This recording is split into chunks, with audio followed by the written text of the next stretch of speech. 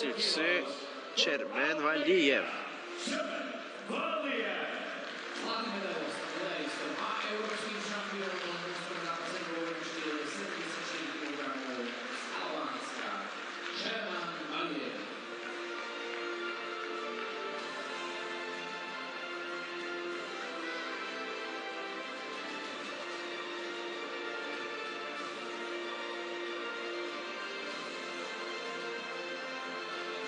Başa düşe bunu ele hiç sevmedi abi.